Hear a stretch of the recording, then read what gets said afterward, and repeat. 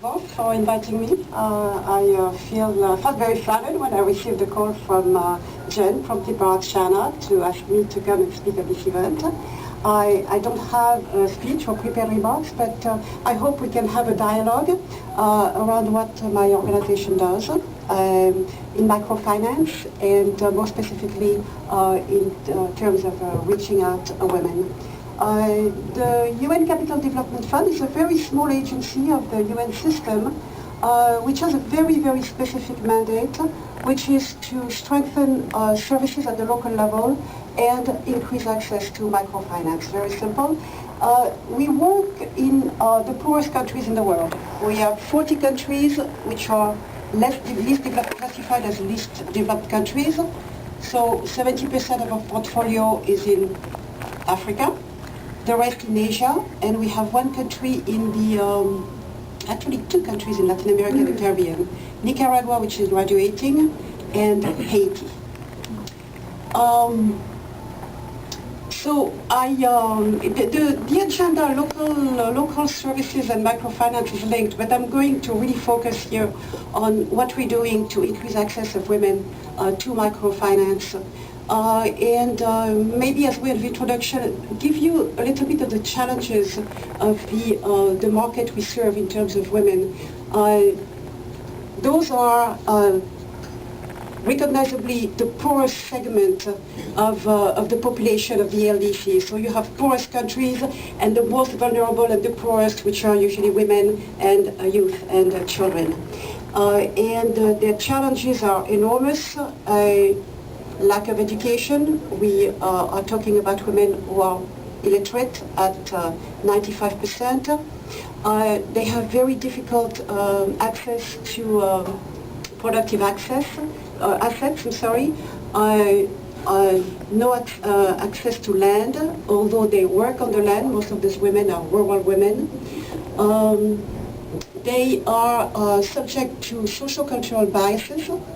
And also in 40% of the countries we work in are conflict or post-conflict countries, and women are subject to an enormous amount of violence. So they really, we're talking about a population that has enormous odds to overcome. So in terms of microfinance, we, the organization, the UNCDF, is looking at really beyond microcredit, inclusive approach to microfinance, offering services that range from microcredit to insurance and remittances. Remittance is huge in the countries we serve in. And the way we work is really provide incentives to local microfinance providers to really go after those risky markets, the women. And we support them through grants, loans, mostly, and also guarantees. Also, we have not really activated our guarantee mandate lately too much. When those, for commercial reasons, when those microfinance providers have difficulties, we have a program that brings leading microfinance institutions from the South, like Grameen, to the countries we serve to reach those risky markets, underserved markets, and to support and show the way to the local microfinance institutions on how to really increase their risk exposure. We also spur or really promote innovation with those microfinance institutions. And one program we're very proud of is the telephone mobile banking program that we supported in Papua New Guinea, and it's now going to be expanded to Africa. The way it worked, we partnered with the IFC and the European Union to develop a telephone banking system. And Papua New Guinea is a difficult market. It's about 6 billion people. 1 in 25 people have a formal employment, 700 languages. When we started the program, only 100,000 people had mobile phones. And now we're really happy to report that about, I think, 100,000 households have now a phone and are able to access money without having to travel for hundreds of kilometers. They're able to pay school fees. They're able to receive money for the commodities they sell. So one example of successful program. Another example which is interesting, and this one targets specifically women, it's in my own country, Senegal, where we have a microfinance institution that we're supporting. It's called CORI.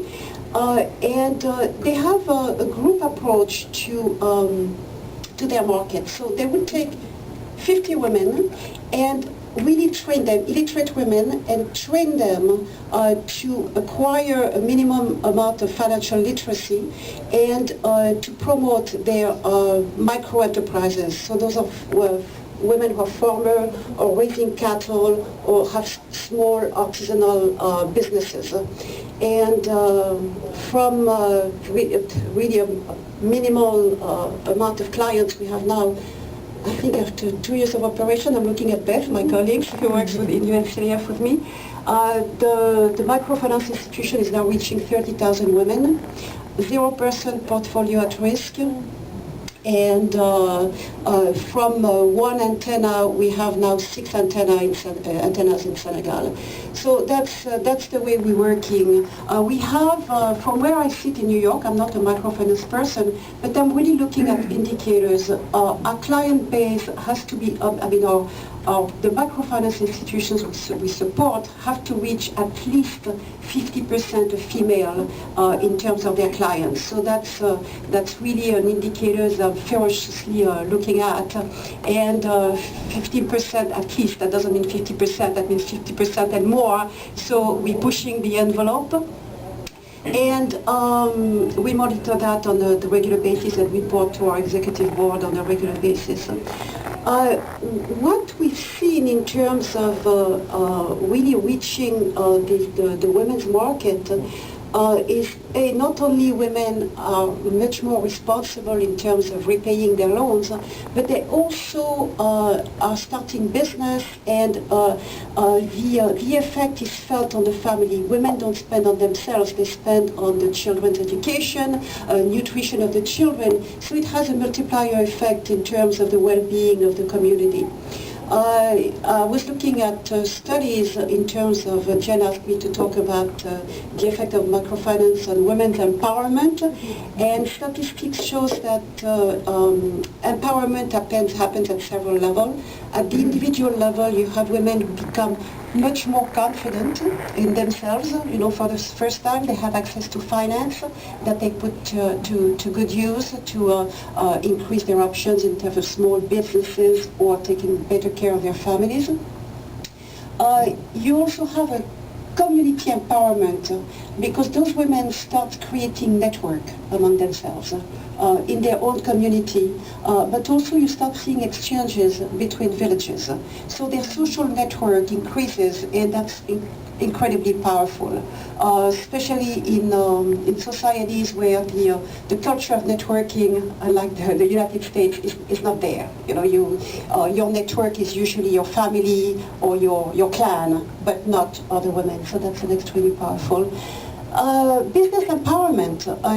Those women are starting to do better in business, and the suppliers, the people around their business, male, start to have a lot of respect. So they start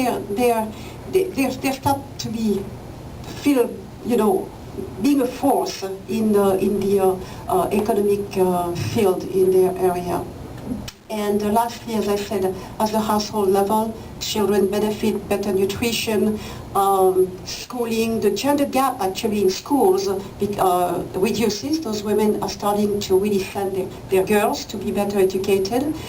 And they're starting to really have a voice on the behavior of men. They're becoming much more vocal in terms of alcoholism and less desirable behavior on their husbands and family members, male family members.